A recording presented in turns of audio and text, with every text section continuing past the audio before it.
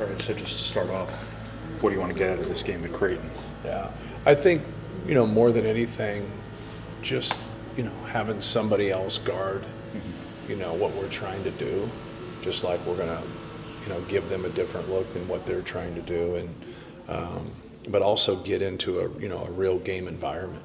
I think that helps a lot of your young guys that haven't been, in that position before, is that they get to go into that before, we go to Marquette. I think that's our first road game, right? Yeah. I think that's the most important thing, just to kind of get through that nervousness or kind of those jitters when you go on the road and you play in front of a packed house. And that's what, last year against Arkansas, that really helped us. We played without Zach in the first half, which was good. We needed to have some experience of playing without him in case he got into foul trouble, in case he got hurt. So that game did that.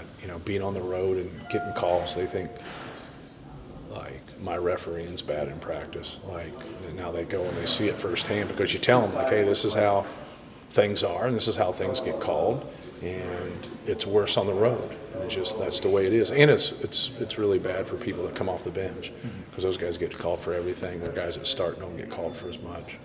So just those type of experiences, I think, is going to be really good.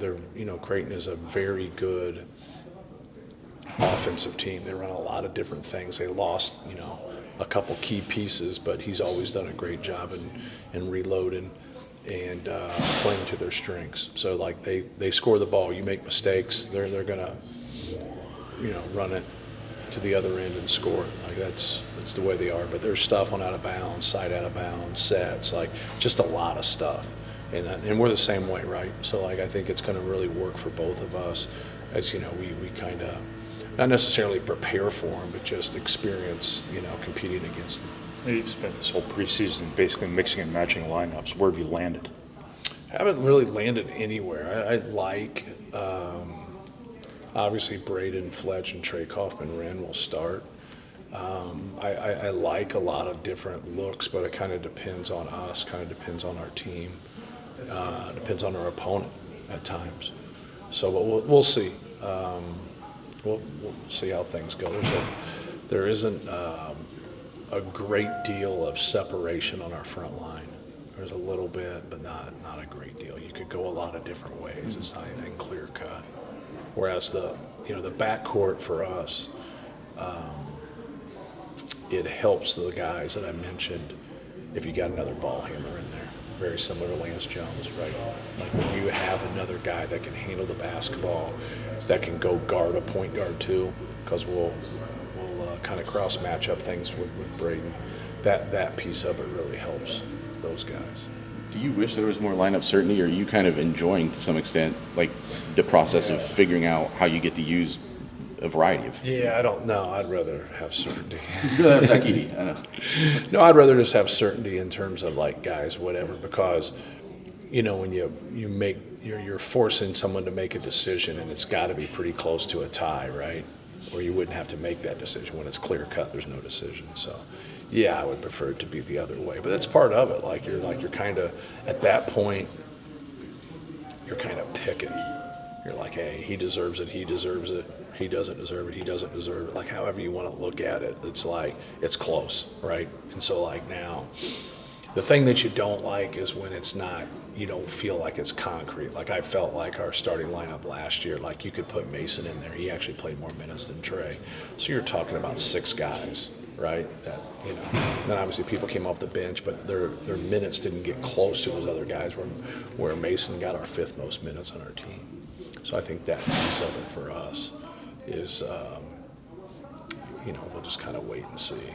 What's the feature of this matchup with Creighton, where you guys get to see a All-American center without yours for the first time in a long time? Yeah, well, we have players also, so I think that's the one thing that everybody relates to a season or the upcoming season is the past season. Whereas, like, I always tell people, like, we've won 4 out of the last 8 Big Ten championships. Zach Edey was with us for half of them.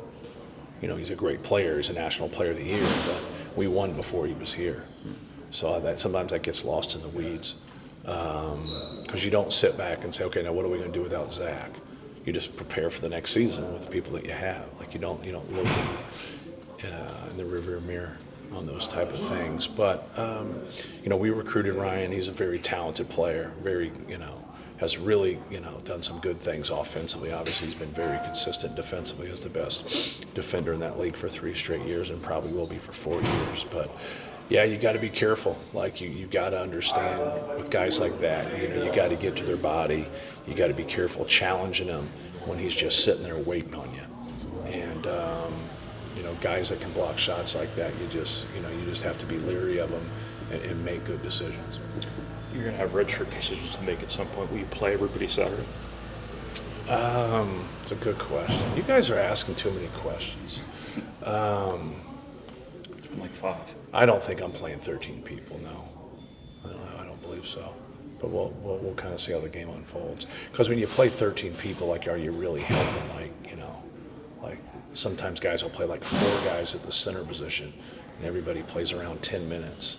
Like, whereas now if you play 2 to 3 of them, don't you get more from those people? Like, it's almost like you don't even get anything. I always say that about players when they get, how do you expect them to be consistent when they get inconsistent minutes, right? So you say, well, I'll play this guy in this lineup or play that guy in that lineup, but are they in a good headspace when they play? Like, I always worry about that piece of it. But whereas in the NBA, I think it's different because they are professionals and they are older. They all have different experiences and they understand, like, I might not play these 2 or 3 games, but now this game I'm going to play, and if I do play well, that'll really help me, kind of process it. Do you have any decisions yet on that? I have not. Do you have an idea in your mind yet how much you'll play the small lineup with Trey? Yeah, I'm definitely going to play it. I don't know how much. Definitely going to play it. So I've put Cam with that group that I mentioned of those 3 guys in practice, and then kept it at 6 guys. So it forces them to, when they go that way, he can get there and play some 3 and some 4. So I like it offensively. I don't know how much I want to like it defensively is the question, right? And you got some guys that when you go big, you got to, that's got to help you rebound wise. And so sometimes people don't understand that it doesn't always equate to that. Because on paper and in theory it should, but sometimes it just doesn't. And so if we're going to be bigger, well, we got to be better on the glass. We got to be better at rim protecting. Now that's our trade, right? And so if we go smaller, now we got to do a better job of containing the dribble. We got to do a better job of keeping the ball out of the paint, and so people aren't getting the ball in operating areas. And then we got to be able to do a good job, rebounding the basketball too. So, it doesn't always have to be a trade-off, but sometimes it is a trade-off. Like, you just became better offensively, but you're not as good defensively, or you're not as good on the glass. I'm not saying that's true. I'm just saying that where it could land, and it's hard to gauge because we just play against ourselves. So now you go play 1 game, you're like, oh, this isn't going to work. Well, you don't have enough data, right? Like, you want more data, but you also, as you get into games that count, you don't want your experiment sometimes to lead to a loss. You want to make sure that you win games and you're playing to your strengths. And so I know offensively that'll be a strength. I don't question that. And when you put skill with Braden, and then you let Trey Kaufman kind of maneuver and go against bigger people, his quickness and his ability to spin and do different things causes problems. With Cam, is it just physical attributes and skills that make him a good fit there? Or was there something beyond that you needed to? Well, he's going to stretch the defense like Mason can, his ability to shoot. That's what we're really looking for. We're looking for more spacing. And so now you can stick him in a corner, and they really got a decision to make to where he can come behind plays and see bigger people are going to migrate to the rim a lot more. And so they just do. So now if he has that traditional power forward like Trey Kaufman, can he guard that player at the other end? Because he can guard wings. That's not the issue. But when he gets against a bigger guy, can he guard those guys? Can he keep them off the glass? But offensively, he's fine. It fits into what we run and how we play. So But we'll see. We did it last year. We just we don't want to take that weapon away from us to where like Trey gave us a guy that can post and score with Zach. And now Mason gave us that guy that can ultimately stretch the defense. He shot 48% from three, but I think Cam can be able to do some of that and help us offensively. But what's the trade again, right? Where's Will at mentality-wise? Just, I know he's obviously putting a lot of pressure on himself. He's got this opportunity in front of him, Right. And that's been an area for him to work on. Yeah, he needs to play. Like, he needs to get out there. You wish you could just go out there and he could play 30 minutes, right? Because he needs that type of experience. But Daniel needs that type of experience too. And so, like, all those guys, like all the guys we just mentioned, they all need to play that much and kind of work through things. And that's a hard thing, right? But he's been our most physical post. We got to get him to be physical without fouling, and more than anything, and just like move to the next play. You do well, like move to the next play. You make it, you have a breakdown, move to the next play, and I think that's going to be important for him. How ready is Jakari? He's played well. He's given us that other ball handler. He's given us that defender, another guy that can stretch the defense. He can make plays off the dribble. Him and CJ's really helped us. They help us defensively, help us put pressure on the ball, pick up the ball, allows Braden and those two give us the most versatility playing along with Fletch and him because of, that extra ball handler more than anything, extra defender. You've had some other guys come in and be really good defensive guards here, and a lot of times part of their story is they didn't come here as good defensive guards. Raphael was kind of that way. Yep. Dakota kind of talked about being the same way. Yep. Is there a common denominator for the guys who can show up as freshmen and hang defensively the way these guys are? Yeah, well, CJ was the defensive player, of the year in his conference. Jakari's, always been able to defend. He's always given that time. Jakari's always done a good job, kind of like Chad Austin, former player. He just kind of takes what the defense gives him. He could be in a game and he could pass a lot and not take very many shots, or he could dominate the ball and take a lot of shots. So, like, in high school, he played, and did a lot of things for his high school team and his AAU team. So he fits in.